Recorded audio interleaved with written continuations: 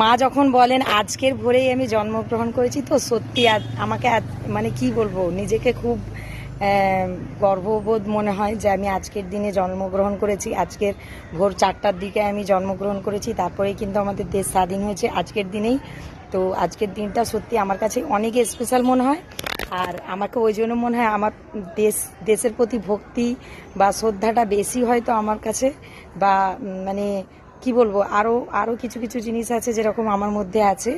আমি যেটা ফিল করি যে অন্যজনের প্রতি আমার একটা আলাদাই কি বলবো শ্রদ্ধা, সবার প্রতি, যে নিজের লোকের প্রতি না, আমার সবার প্রতি একটা আলাদাই শ্রদ্ধা।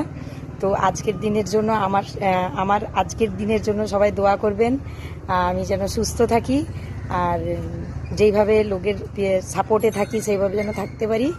আর সেটা লোককে দেখিয়ে হোক আর না দেখিয়ে হোক, মানে যেইভাবে আমি সবাইকে সাপোর্ট করি এইভাবে যেন করতে পারি।